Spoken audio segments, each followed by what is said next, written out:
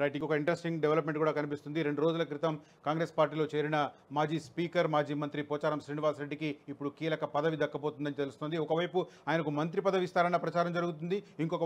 ఇంకొక పోస్ట్ కూడా క్రియేట్ చేసి ఆయనకు ఇచ్చే అవకాశం ఉందని చెప్తున్నారు. దానికి సంబంధించి తొలి వెలుగులో ఒక వార్త కనిపిస్తుంది. పోచారానికి కీలక పదవి, వ్యవసాయ కమిషన్ చైర్మన్గా నియామకంపై కసరత్తు, కేబినెట్ హోదాతో కూడిన బాధ్యతలను అప్పగింత, పోచారానికి వ్యవసాయంపై ఉన్న మక్కువతో ఆ బాధ్యతలు, వ్యవసాయ కమిషన్ ఏర్పాటుకు ప్రభుత్వం మొగ్గు, త్వరలోనే అధికారిక ఉత్తర్వులు వెలువడే అవకాశం అన్న వివరాలు కనిపిస్తున్నాయి.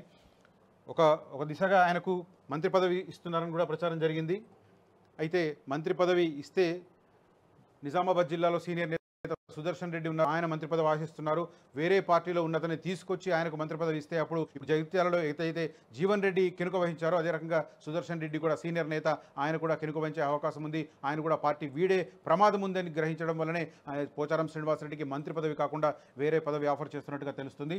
బీఆర్ఎస్ సీనియర్ నేతగా ఉండి ఇటీవల కాంగ్రెస్లో చేరిన రాష్ట్ర అసెంబ్లీ మాజీ స్పీకర్ పోచారం శ్రీనివాసరెడ్డిని ప్రభుత్వం వ్యవసాయ కమిషన్ చైర్మన్గా నియమించడంపై కసరత్తు చేస్తోంది. కేబినెట్ హోదాతో కూడిన బాధ్యతలను అప్పగించాలని భావిస్తున్నది.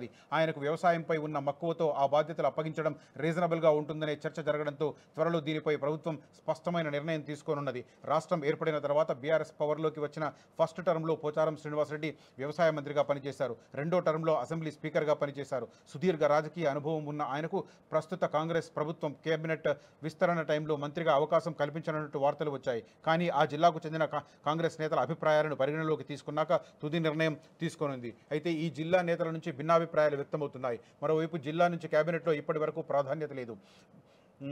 ఆ జిల్లాకు చెందిన ఎమ్మెల్సీ మహేష్ కుమార్ గౌడ్, మాజీ మంత్రి సుదర్శన్ రెడ్డి తదితరుల్లో ఒకరికి మంత్రిగా ఛాన్స్ లభిస్తుందన్న ఊహాగానాలు వినిపిస్తున్నాయి. ఒకే విడతలో రుణమాఫీ, రానున్న రోజుల్లో రైతు భరోసా, కౌలు రైతులకు సైతం ప్రభుత్వం తరపున సాయం, ఇలాంటి అనేక అంశాలు పెండింగ్లో ఉన్న టైంలో వ్యవసాయ కమిషన్ ఏర్పాటుకు ప్రభుత్వం మొగ్గు చూపుతోంది. దీనికి చైర్మన్గా పోచారం శ్రీనివాసరెడ్డికి బాధ్యతలు అప్పగించాలని చూస్తోంది.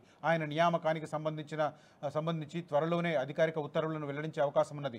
రైతు కుటుంబం నుంచి వచ్చినట్టు పోచారం శ్రీనివాసరెడ్డి చెప్పుకోవడంతో పాటు ఆ జిల్లా సాగునీటి ప్రాజెక్టులకు సంబంధించిన అంశాలను సీఎం రేవంత్తో చర్చించినట్లు ఆయన మీడియాకు తెలిపారు. కుమారుడికి రాజకీయ భవిష్యత్ కల్పించడం పైన జరిగిన చర్చలో సీఎం రేవంత్ పాజిటివ్గా స్పందించారని, 2028లో అసెంబ్లీ ఎన్నికల నాటికి జరగనున్న నియోజకవర్గాల పునర్వ్యవస్థీకరణతో ఎమ్మెల్యేగా పోటీ చేసేందుకు అవకాశం లభిస్తుందని కాంగ్రెస్ నేతల అభిప్రాయం. అంటూ జనరల్గా వయసు పైబడిన తర్వాత పిల్లల్ని సెటిల్ చేయాలి, రాజకీయాల్లో సెటిల్ చేయాలని చెప్పి చాలామంది కోరుకుంటారు. ఆ రకమైన కోవకు చెందిన నాయకుల్లో ఇప్పుడు పోచారం శ్రీనివాసరెడ్డి కూడా ఒకరని భావించాలి. ఆయన 2 కొడుకులతో పాటు కాంగ్రెస్ పార్టీలో చేరారు. ఇప్పుడు పునర్విభజన జరుగుతుంది నియోజకవర్గాలకు సంబంధించి.